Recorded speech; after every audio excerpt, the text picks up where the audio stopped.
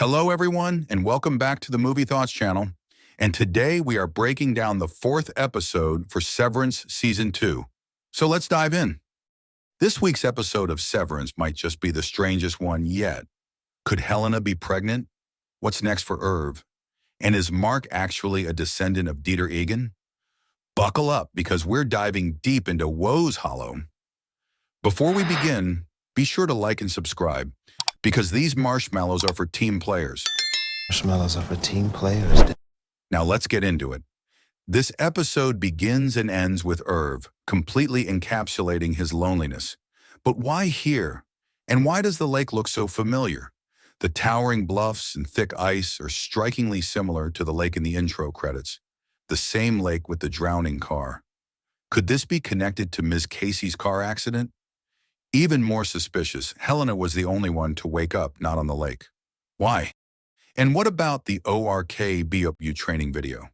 This outdoor retreat is meant to let the innies experience the outside world. But does Lumen actually want them here? Something doesn't add up. Now let's talk about the fourth appendix, the forbidden text detailing Kier's twin brother, Dieter.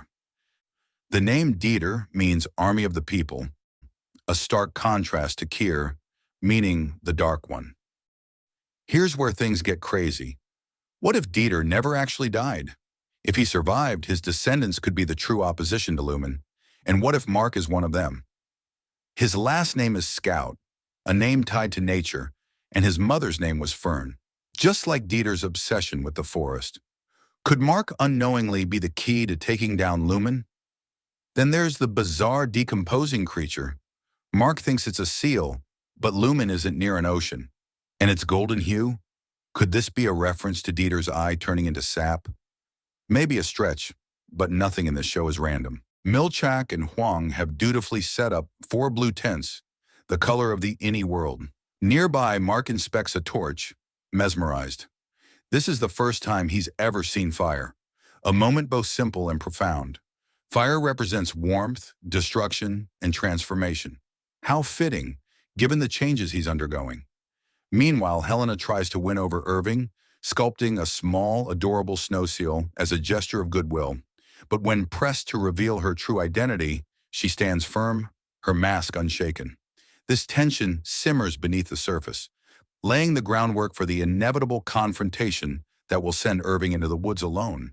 And then there's Huang, absolutely lost in the eerie, ethereal sounds of a theremin, an instrument played without touch, its notes manipulated through electromagnetic waves.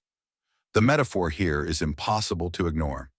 Just as the theremin's music is shaped by unseen forces, so too are the innies controlled by Lumen's invisible hand.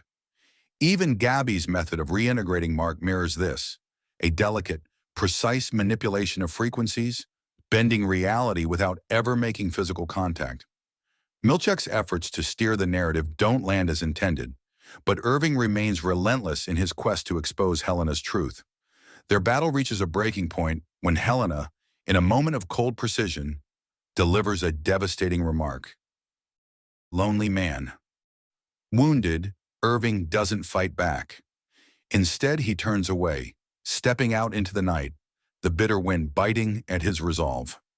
While Irving stumbles through the frozen dark, lost and alone, his descent takes a surreal turn as he finds himself drawn toward the familiar glow of his macro data refinement desk. It is hypnotic, like moths to a flame.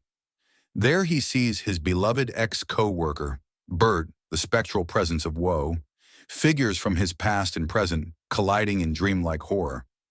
On his computer screen, a file name stands out, Montauk. And then the numbers on his terminal begin to shift, morphing into something legible. A name. Egan. And if you look closely, you can even make out the shape of Helena's face. It is the final piece of the puzzle, the moment Irving puts it all together. Helena is an Egan. Now let's talk about the biggest twist of all. What if Helena gets pregnant? Think about the implications. Helly hates her outie. She once tried to end her own life to escape her reality. But if she's carrying a child, that's no longer an option. And Mark? He's searching for his wife, yet unknowingly falling for another woman. This could be the most dramatic twist yet. Irv finally exposes Helena. But here's the key moment. She calls Milchak by his first name, She's not Helen! Seth. She's an Egan! Turn her back, Mr. Milchak! Turn her back! God damn it, Seth, do it! Yes! Do it, Seth! That's something only an Audi would know.